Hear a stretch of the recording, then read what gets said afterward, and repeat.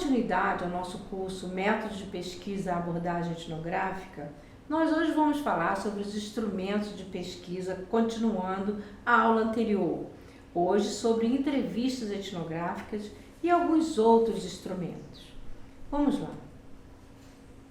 Os instrumentos que nós vamos falar são a entrevista, como eu falei, grupo focal, estudo de caso, e alguns outros nós vamos apenas citar: história de vida, narrativa de experiências, levantamentos, documentos, registro da internet e das mídias socio-interativas e ferramentas mistas ou métodos mistos. Vamos começar pela entrevista. Por que entrevistar? Nós entrevistamos porque nós queremos contar a história dos nossos sujeitos, dos sujeitos que investigamos, porque eles têm histórias riquíssimas para contar. Nós entrevistamos porque nós queremos ir mais fundo no conhecimento sobre aquilo que nós observamos no trabalho de campo e na observação participante, né? Naquele lugar, com aquela pessoa que nós não entendemos bem o que ela está falando, né? Então, essas histórias precisam ser contadas do ponto de vista de quem está entrevistando, né? Alguém está interessado em entrevistar porque está interessado em conhecer o sentido da experiência do outro e o sentido da sua própria experiência em fazendo o trabalho etnográfico, né? Nesse sentido, a entrevista dá a possibilidade e dá a oportunidade de aprofundar e expandir os dados de pesquisas que não estão muito claros para você. E essa profundidade se deve à necessidade de compreender como é que o participante compreende aquilo que ele fala, de nós compreendermos o discurso do participante e determinar o tempo da pesquisa, como ele está funcionando a partir daquela observação que você fez. Então, podemos garantir que a história que nós buscamos na entrevista, ela parte de um pressuposto anterior, né, da pesquisa de campo, do trabalho de campo, da observação participante, dos sujeitos que estão lá, né? Ao narrar a história de vida, você tende a selecionar detalhes que você quer saber para fazer sentido de coisas importantes que você não entendeu, né? Você quer estar ciente de que algo sobre aquela história de vida tem que ser trazido à tona, né? Que precisa ser respeitado também o significado precisa ser preservado. Você não vai sair fazendo assim, imaginando que o que ele falou significa o que você significa daquilo que ele falou. Então, por isso nós fazemos entrevista. Nós fazemos entrevista também para contextualizar aquele tema, né? Para fazer sentido da história contada dentro do tema que você está ali tentando significar, que você está tentando estudar, né? Mas é através da ação do sujeito que você faz a entrevista. Então você pergunta: por que você fez isso? O que você estava fazendo aquilo? O que isso significou? Por que isso era importante para você fazer, né? A entrevista também é considerado um instrumento, segundo Labov, que tem o interesse na fala, no evento de fala. Por que aquela pessoa falou aquilo daquele jeito, né? Será que ela tem algum problema de fala? Será que ela tem um sotaque de algum lugar que ela veio? Será que ela prefere falar assim do que falar de outra forma? Então, qual é quais são as múltiplas interpretações que nós podemos dar àquilo que o sujeito falou, né? Isso vem do Labov, que trabalhou com a questão da fala durante muito tempo. É um sociolinguista espetacular que eu trabalhei sob a orientação dele algumas vezes na Universidade da Pensilvânia, né? Além dos fatos subliminares, né? Aquele que você só entende quando você faz uma entrevista, você está olhando no olho do sujeito, né? Você compartilha o gesto, o franzir da testa, o olhar, o lábio sorrindo, né? O gesto. Então você compartilha todo aquele cenário da entrevista através do gestual, né? Que são os subquadros, como diz o nosso grande interacionista, o Goffman, né? São aqueles enquadres da cena que você quer entender, né? Goffman fala isso nos quadros e subquadros, né? Num livro dele de 1998, né? Framing Work, Framing Interaction, né? Eu tenho esse livro até aqui na minha estante. Mas eu acho que o Goffman nos ensina muito sobre como entrevistar e vocês devem dar uma olhada no trabalho dele.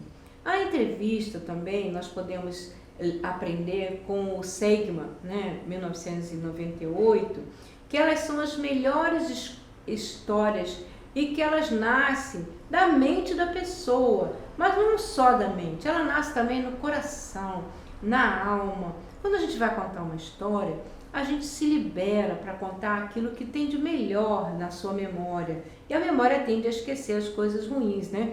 Então a gente fala aquilo que é bom. Ou então, se a história é triste, você fala aquilo que é importante para você, que te emociona. Então é muito importante você prestar atenção nessa experiência de linguagem e também no subliminar, naquilo que está na mente da pessoa. O que ela quer dizer com isso? O que vem da alma, o que vem do coração?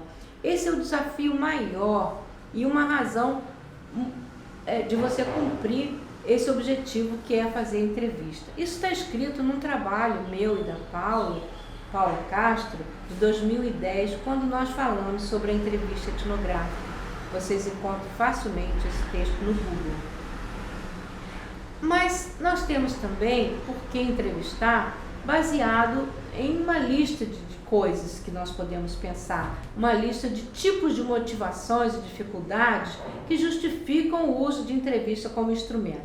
Essa lista vem do Lakatos e Marconi, um livro tão usado pelos pesquisadores na hora de fazer uma metodologia da pesquisa do seu trabalho.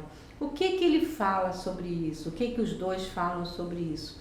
Eles falam que você tem que investigar fatos, que você tem que determinar opiniões sobre esses fatos, determinar sentimentos que envolvam esses fatos, revelar planos, né? Revelar o que são os desejos, quais são as preocupações, quais são as percepções daquele sujeito, o que ele queria dizer com aquele conto que ele contou, aquela história de vida, né?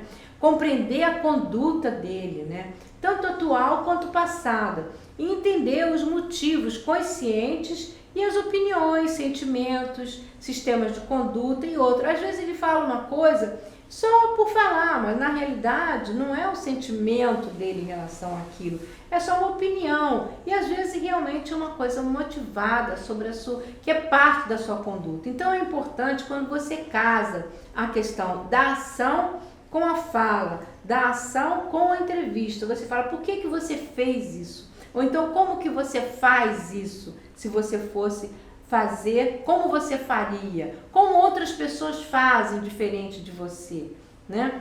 Então nós temos também, sempre que contar com o Erickson, que é um grande entrevistador, né? Apesar de não ser um jornalista, ele é um grande etnógrafo.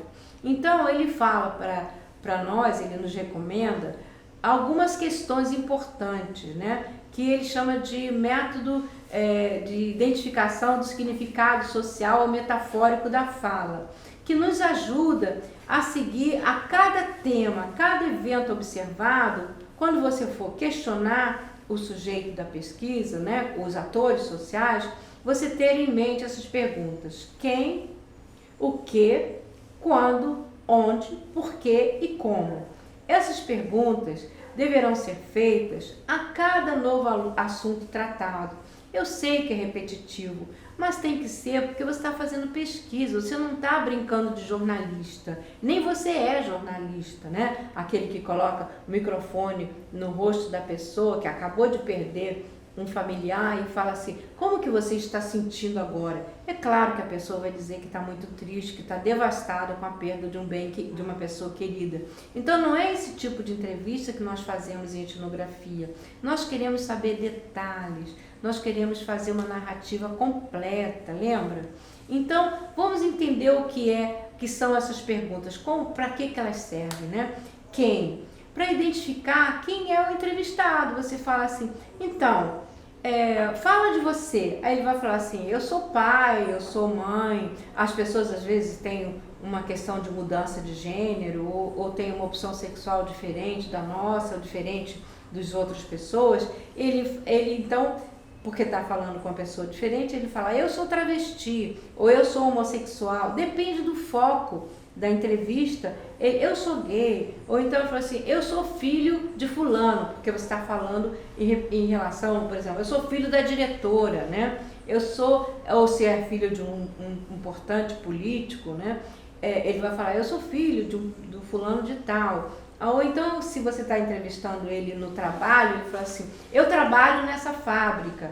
Então, se ele tem uma esposa que ele gosta muito, ele fala assim, não, eu sou marido de fulano, eu sou esposa de fulano, ou meu companheiro é fulano de tal. Então, você identifica claramente a identidade predominante ou a identidade que quer ser revelada naquela hora, quando você pergunta ao entrevistado, você gostaria de se apresentar? Se apresente, por favor. Em vez de você falar quem é você, diz o seu nome. Em vez de você dizer o que é para ele dizer, você fala quem é você. Me apresente você. Apresente você para a minha pesquisa. E ele vai, então, revelar aquela identidade mais imediata em relação àquilo que ele entendeu que você quer fazer com a entrevista. O que, né? Refere-se ao que diz o entrevistado, para revelar essa identidade. Remete novamente a identidade imediatamente ligada ao contexto estudado. A gente já falou sobre isso, né? Quando? É a noção de temporalidade, né? Pois o entrevistado, ele se posiciona no tempo e no espaço em relação às noções de hoje, amanhã e depois. Às vezes, quando você fala em fracasso escolar, por exemplo, que eu sempre toco no assunto, ele vai falar assim, não, eu já repeti muitos anos. Ele está falando do passado, ele não está falando de hoje. Ele nunca se considera a pessoa que está naquela ação, né? Então, eu já fui assim, né? Ele está falando de ontem, né? Amanhã, eu acho que eu nunca vou ser fracassado na escola, eu nunca vou repetir de ano, eu espero nunca repetir de ano. Ele está falando do futuro. Então, determinar a temporalidade que está sendo tratada na hora da entrevista é muito importante. Onde? Localização do momento histórico atual, né? O lugar de fala, como muita gente fala, né? Você está falando de que lugar? Você está falando do ponto de vista da escola, do ponto de vista da família, do ponto de vista de você mesmo enquanto pessoa, né? De onde? De que lugar você está falando? E onde você está quando está falando? Qual é o pensamento atual, né? Quando o sujeito fala, por exemplo, que o meu filho frequenta a escola hoje, ele está falando que o aluno é estudante, né? E quando ele fala assim, não, eu fui estudante, porque ele não está mais estudando, né? Então, quando eu era um menino bagunceiro, ele está dizendo que ele já foi, mas não é mais. Então, aonde foi, nesse lugar da escola, no lugar da fábrica, do trabalho ou da família, você tem que estar muito atento. Por exemplo, quando eu fiz pesquisa no Degase ou na prisão, os meninos sempre se referiam quando eu estava na favela, quando eu era traficante, quando eu fiz isso, quando eu realizei esse roubo, quando eu fiz esse ato, eu não estava pensando bem. Quer dizer, ele saiu daquele momento histórico e passou para um momento atual, mas ele está se referindo ao momento anterior também. Então, o onde é o lugar de fala de onde o sujeito está falando. Para quê? Para que isso? A maneira que ele fala tem uma razão de falar, né? Então, a forma como o entrevistador ouve, ele ouvir de algum momento antes da entrevista, né? Que ele se refere a uma mudança de fala, né? Para que ele está falando isso, né? A compreensão da realidade, a explicação imediata que ele dá, por que ele está dizendo que ele foi traficante. Porque ele não é mais, mas quando ele foi, ele fazia isso, né? Ele era, vamos dizer assim, ligado a uma gangue, ou ele precisava, tinha necessidades financeiras que levou ele a entrar para o movimento do tráfico e assim por diante.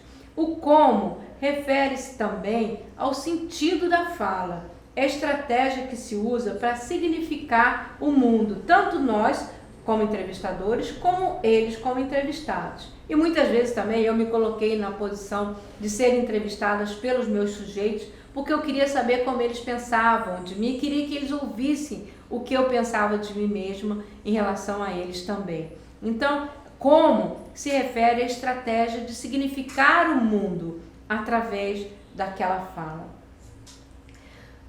Mas o como entrevistar pode seguir algumas regrinhas básicas. Vocês lembram daquela tabela que eu falei de perguntas que o Spradley traz para a gente quando a gente está no campo?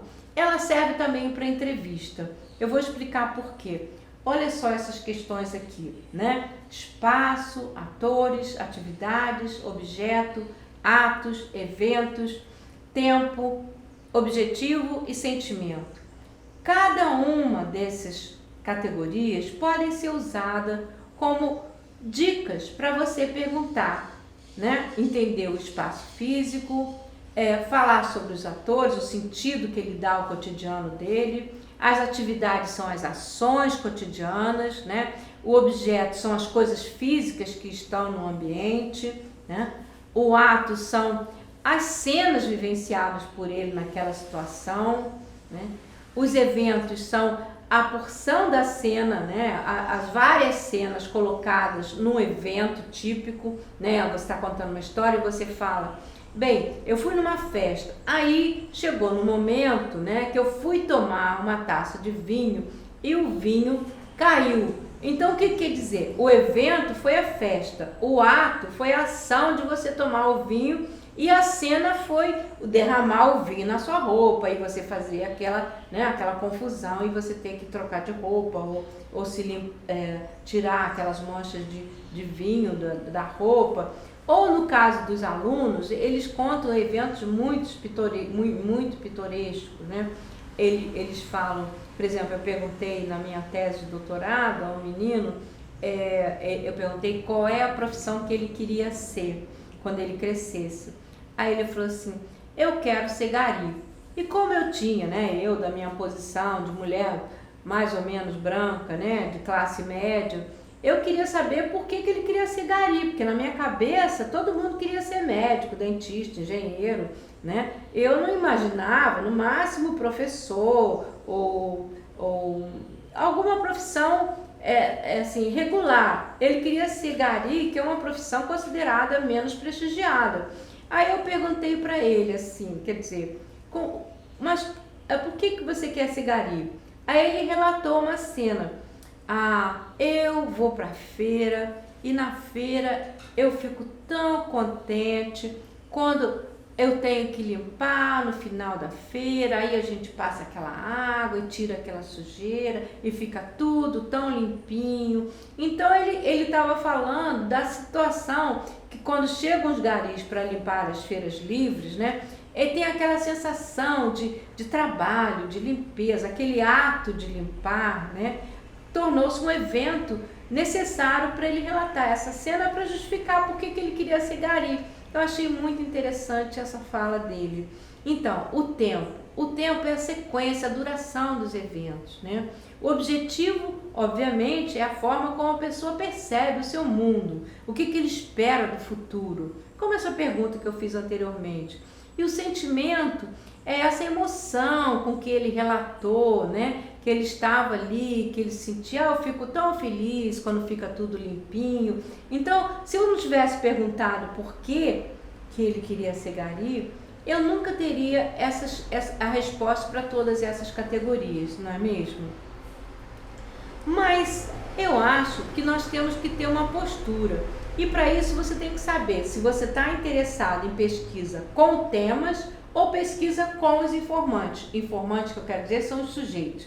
E também, como é que você quer chamar esse sujeito, né? Informante, participante, colaborador, sujeito, como eu chamo, né? Eu acho que cada um vai escolher, mas você precisa manter esse padrão para as pessoas entenderem de quem que você está falando, né?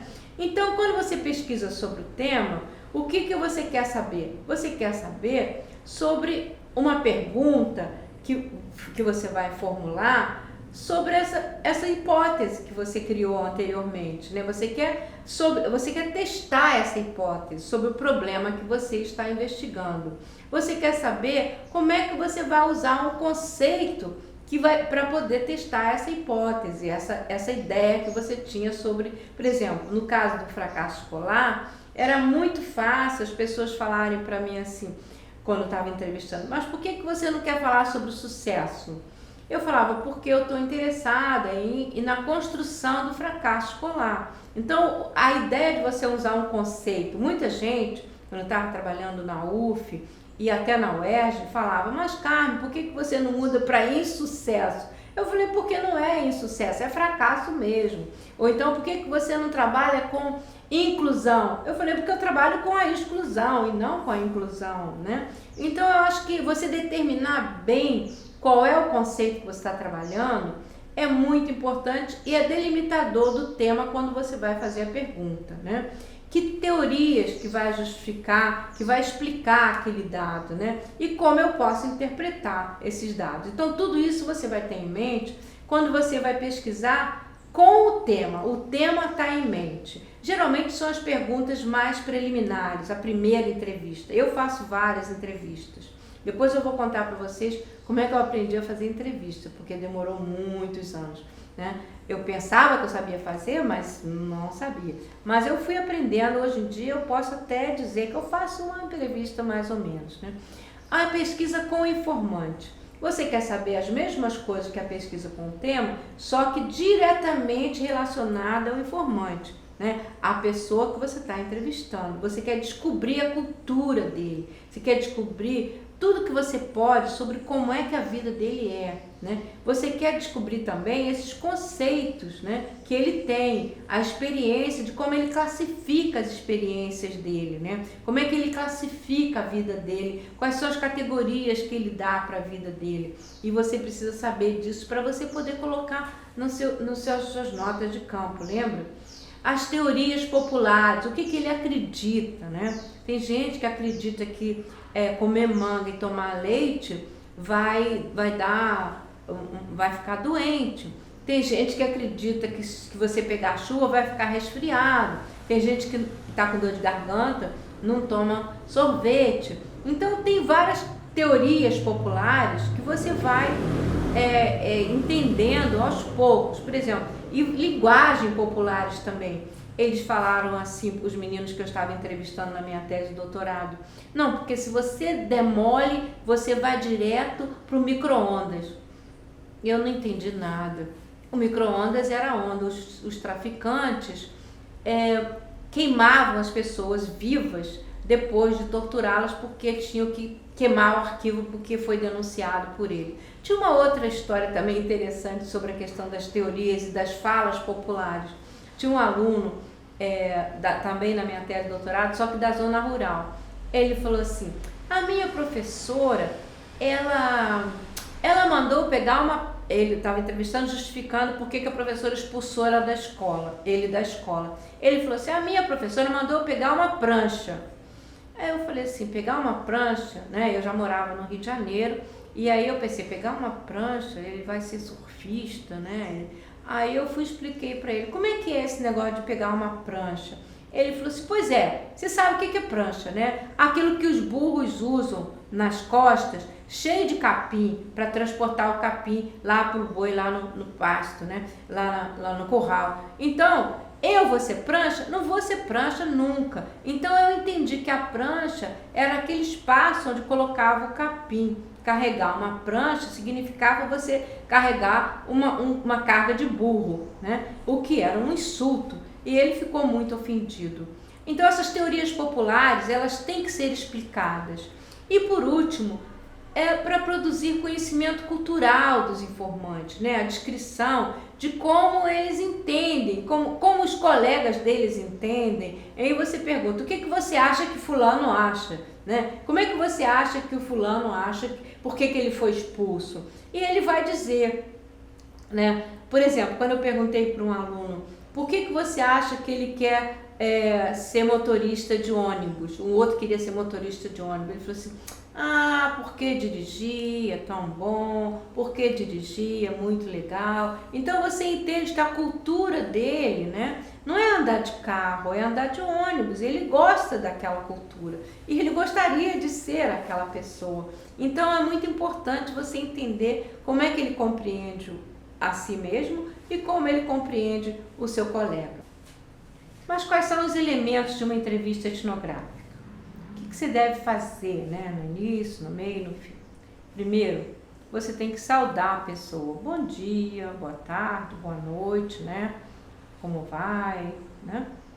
E você se apresenta e fala da entrevista. Depois você tem que dar explicações sobre o projeto, o que você quer perguntar, da onde vem essa ideia do projeto que você está desenvolvendo, né? Eu estou fazendo essa entrevista, é parte da minha tese de doutorado, é para uma pesquisa da universidade tal, ou eu estou fazendo essa entrevista para conhecer melhor a situação que está acontecendo hoje, né? No caso, eu entrevistei ultimamente, a última entrevista que eu fiz foi online com umas pessoas que eu conhecia já, por isso a questão da observação participante não foi tão importante, porque eu já conhecia essas pessoas, foram todas amigas ou colegas que eu já trabalhei por muitos anos, conheci o contexto de vida delas, então eu fui direto para a entrevista, mas eu queria saber sobre o contexto da pandemia,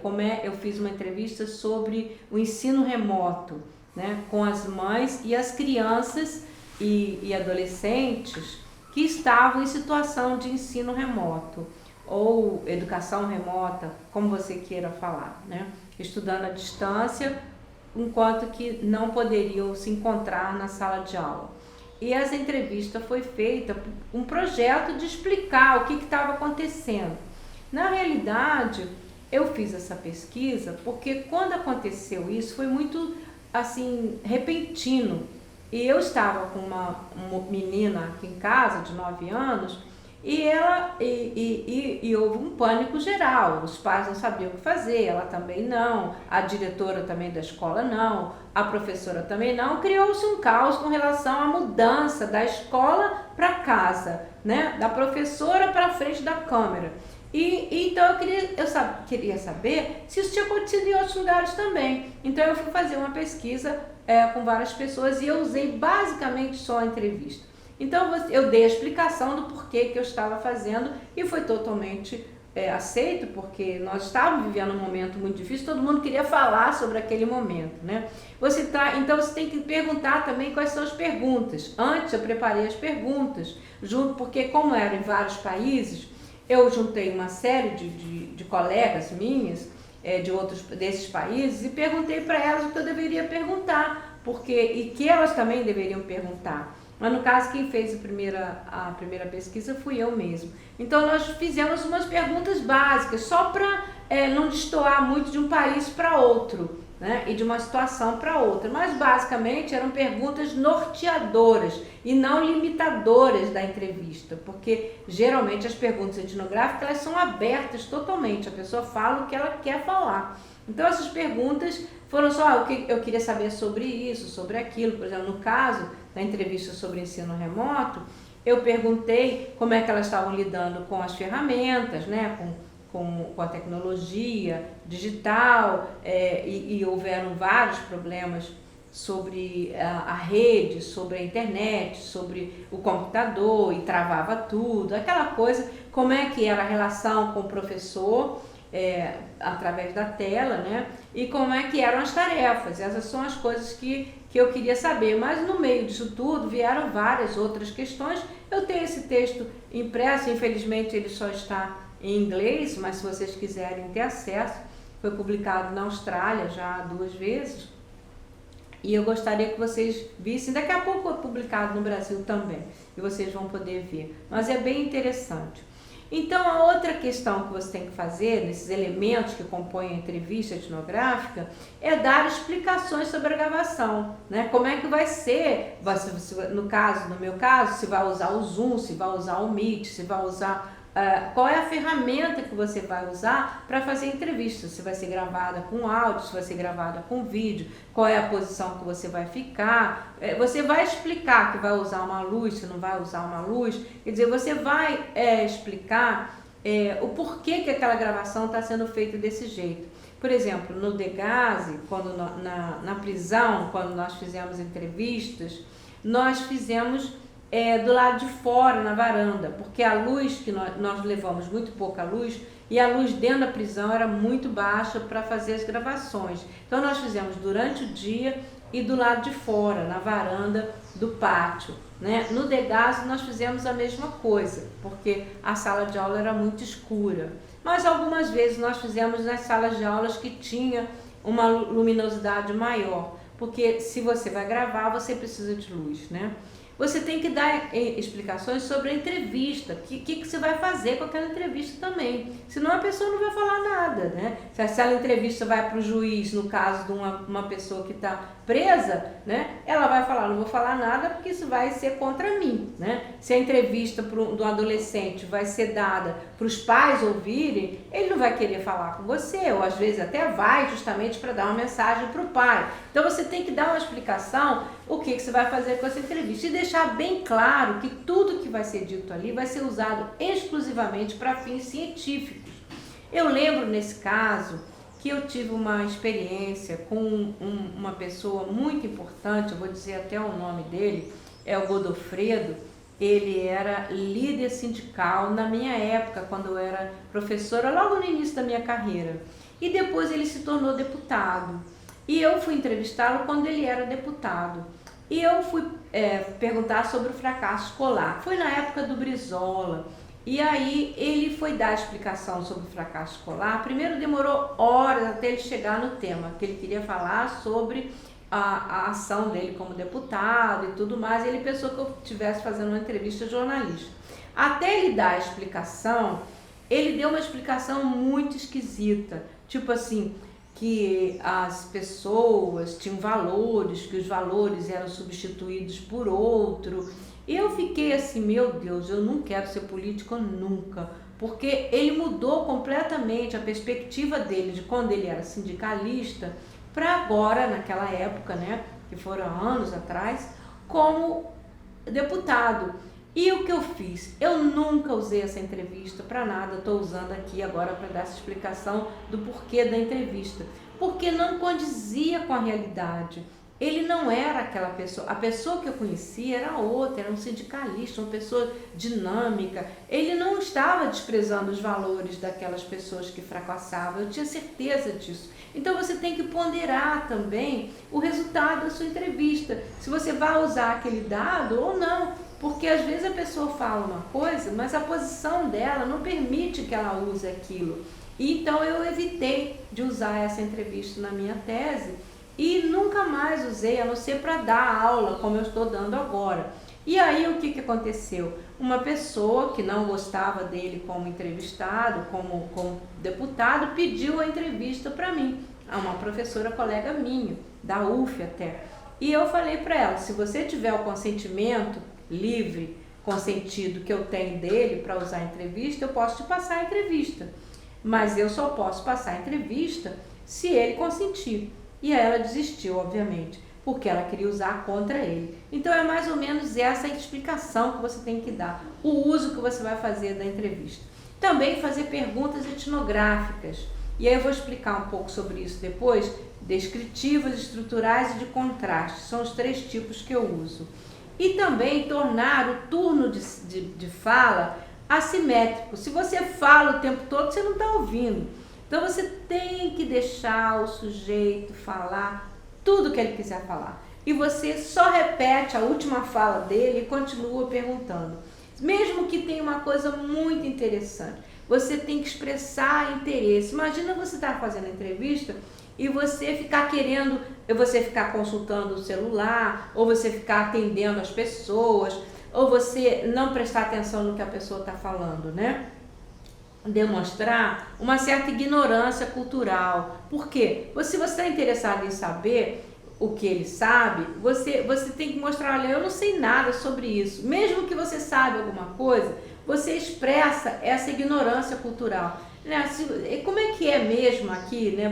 Eu, por exemplo, tinha estudado muita coisa sobre fracasso escolar. E mesmo assim, eu perguntava para os meus alunos, para os alunos da pesquisa, eu perguntava, então, como é que é esse negócio de ser fracassado na escola? Como é que é? E para os alunos na pesquisa da violência, da pobreza, eu perguntava, como é que é? Como é que você acha que pobre é? O que é ser pobre? Né? E é lógico que eu sabia o que é ser pobre, mas eu queria saber o que na cultura dele significa ser pobre, que era muito diferente, obviamente, da minha. E com isso você também tem que repetir o que é falado, repetir várias vezes, reafirmando os termos que o informante usa, incorporando esses termos como parte da pergunta seguinte, criando situações hipotéticas. E se fosse assim, o que você acharia? E se fosse assim, como você faria? Né? Fazendo perguntas amigáveis, para o sujeito se sentir à vontade e sempre agradecendo. Muito obrigada, estou muito satisfeita com essa entrevista. Você foi muito generoso de falar sobre você mesmo, falar sobre a sua situação. Muito importante essas questões. Então, assim nós terminamos a nossa aula sobre entrevista, né? Mas nós vamos falar um pouquinho sobre dois outros instrumentos. Primeiro, o estudo de caso, né? Que eu falei tanto sobre o estudo de caso, no caso do Walcott, lembra? Mas nós não vamos usar ele aqui não, nós vamos usar a Daisy e Lincoln, Norman Daisy e Yona Lincoln. É um casal que tem vários livros sobre pesquisa qualitativa, mas são todos em inglês, infelizmente. Dificilmente você encontra alguma coisa deles em português. E eles falam o seguinte, que o estudo de caso é uma análise intensiva de uma unidade individual com pessoa ou comunidade, enfatizando fatores de desenvolvimento em relação ao meio ambiente. É o exame detalhado de um único exemplo de uma classe de fenômenos, de um estudo, de um caso único ou um caso de um grupo, que pode fornecer informações confiáveis sobre uma classe mais ampla de significados, que pode ser útil nas fases preliminares da investigação, uma vez que você fornece hipóteses que pode ser testada sistematicamente com um número maior de casos. Eu vou citar um trabalho de uma aluna minha, de doutorado, a Lúcia Mourão, que foi basicamente baseado em estudo de caso. Ela estava estudando como que os alunos se sentiam assistindo TV. Né? Quais são os programas, como é que eles se sentiam, a percepção deles sobre ver TV, o que TV acrescentava para eles na vida, no conhecimento deles. E ela primeiro fez um vídeo enorme sobre qual é a função da TV de um modo geral na vida das pessoas. A partir daí, ela apresentou isso para 500 alunos numa escola até rural, numa cidade pequena, que é onde eu nasci, que é Cachoeira de Macacu. Ela apresentou isso no CIEP, de uma colega minha que era diretora. E a partir daí ela pediu para os alunos escreverem sobre o tema, como você se vê vendo TV. E aí nós recolhemos aquelas 500 entrevistas, redações, lemos todas elas.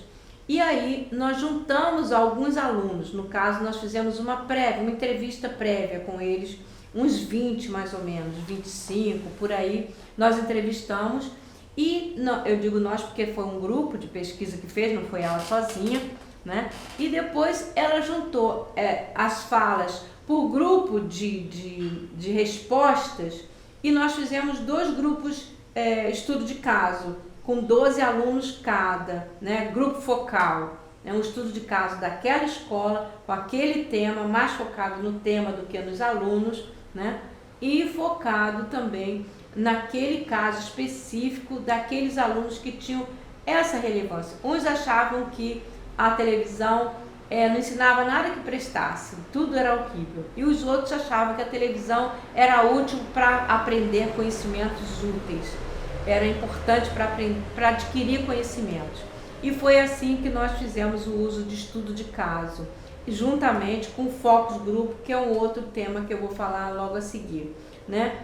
Uma das funções do estudo de caso é para dissipar mal entendidos, né? Conhecimentos gerais, conhecimentos teóricos que as pessoas têm, que são valiosos para você estudar um caso concreto, né? Um estudo de uma pessoa única, do indivíduo único. Nesse caso, o estudo de caso deveria ser usado, por exemplo, para ver uma pessoa que discorda totalmente do caminho dos outros que você entrevistou e que você observou, né? Uma pessoa que está destoando totalmente, descobrir por que aquela pessoa ou aquele grupo está agindo daquela maneira. O estudo de caso também é útil para gerar hipótese, né? Para você descobrir como que você vai proceder a partir daquela hipótese. Lembra das hipóteses progressivas? Então, o estudo de caso serve para isso. Juntamente com outros métodos, ele vai testar a hipótese e construir novas teorias. O estudo de caso também contém viés de verificação, confirmação das noções pré-concebidas do pesquisador. Às vezes você acha que você está seguindo o caminho certo, mas você chega lá e você não consegue. Por exemplo, numa pesquisa que eu fiz junto com a Sandra Maciel, aqui numa escola aqui do lado, perto da PUC, uma escola que recebe crianças da favela da Rocinha, nós achamos que as crianças não estavam se comportando assim de maneira muito regular e fizemos um questionário para eles responderem e submetemos esse questionário para a professora, e a professora achou aquilo horrível, não permitiu hipótese nenhuma que nós aplicássemos aquele questionário na turma dela. Quer dizer, foi uma visão pré-concebida de uma hipótese que nós criamos de que se a gente aplicasse o questionário, nós íamos entender melhor aquele grupo, né? Mas a professora falou, não, eu falo para vocês, ou vocês perguntam direto para ele, mas o questionário não. Então, o uso de uma ferramenta que nós pensamos ser útil, não acabou sendo totalmente anulada. Nós voltamos, até eu vou dizer como nós solucionamos esse caso. Nós criamos uma pergunta que eles respondiam através de uma redação. Como é ser menino no Rio de Janeiro? E aí eles respondiam livremente o que eles queriam e a professora então permitiu. Muitas vezes é difícil resumir e desenvolver proposições teóricas gerais baseadas em estudos de caso específico, mas ele serve para você focar o tema. Isso é o que o Desin e Lincoln falaram num trabalho deles de 2011. O grupo focal. Como eu falei no caso do estudo da Lúcia, o grupo focal, basicamente, ele reúne no máximo 12 alunos. Eu diria entre 10 e 12 alunos, porque senão você vai perder. Às vezes você precisa fazer vários grupos focais, você quer saber a ideia do grupo e você quer ver eles interagirem entre eles, saberem como um discute a situação com o outro. Você tem um tema, geralmente você foca em cima de uma categoria preliminarmente determinada e você faz um esforço, como a Marli André, uma saudosa colega que trabalhava com etnografia também, falou em 2005 num livro específico sobre o grupo focal em educação. Ela fala que é um esforço deliberado para se distanciar da situação investigada para tentar aprender as formas de pensar, sentir, agir, valores, crenças, costumes, práticas e produções culturais dos sujeitos ou grupos estudados. A Marli foi muito assertiva nessa definição de estudo de grupo focal e muita gente usa a definição dela, né? E eu acho que é bem isso mesmo.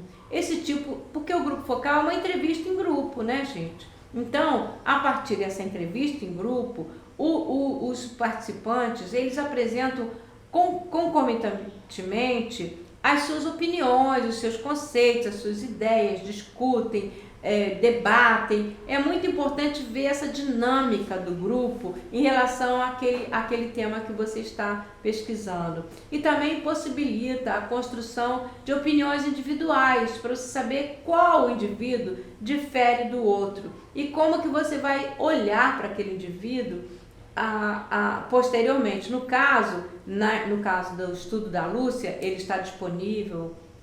Não, ele não está disponível, ele existe, mas ela não disponibilizou no site da UERJ, infelizmente. Mas eu tenho esse documento e tenho permissão para usar, se vocês quiserem eu posso mandar para vocês.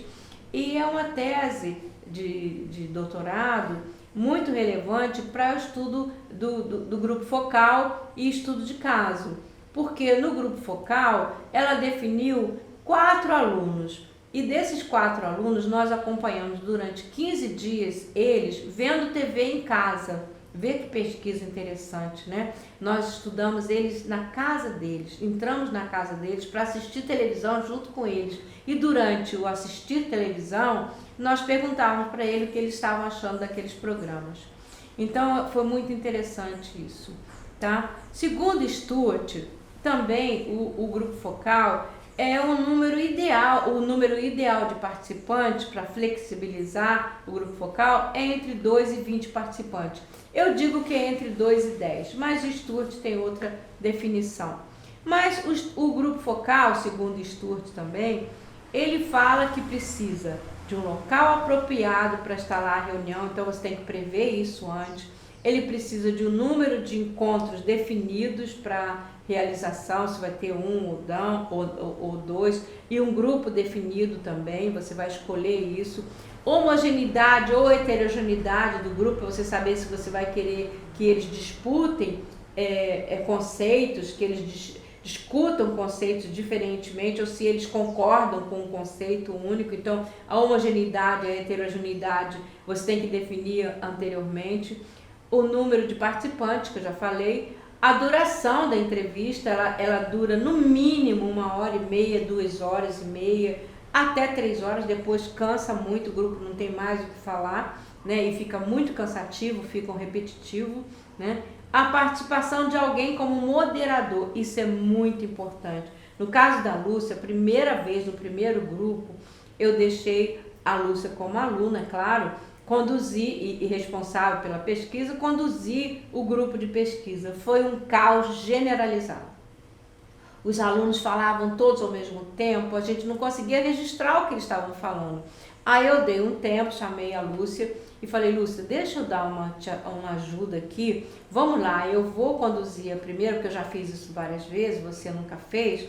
Vamos lá, eu vou conduzir as primeiras minutos da reunião e depois você assume. E assim nós fizemos, e eu falei com uma autoridade de velha, né? Falei: olha, gente, com professora, falei: olha, gente, cada um fala de uma vez, não dá para falar essa confusão. Vamos cada um falar de uma vez, um bando de adolescentes, um grupo de adolescentes maravilhoso, né? E eles falavam todos juntos, e eu falei: não, cada um fala de uma vez, você. Aí eu fui apontando quem é que ia falando, obviamente eu não falei o que eles tinham que falar, mas falei o que eles tinham que falar. E aqui, nessa última tela, eu estou mostrando para vocês, de todos esses instrumentos que eu apresentei para vocês, de todos os instrumentos de pesquisa etnográfica, os prós e os contras, os pontos fortes e os pontos fracos. Eu não vou falar porque o momento que eu apresentei esses instrumentos, eu falei sobre isso, então não vale a pena eu repetir. Mas seria importante que vocês lessem esses pontos fortes e os pontos fracos de cada um, para vocês decidirem quais são mais apropriados para o seu trabalho, não é mesmo?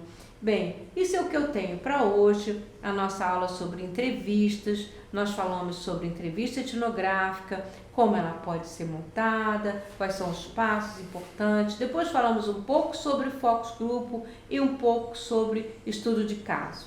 Essa é a nossa aula por hoje e nos vemos na próxima. Obrigada.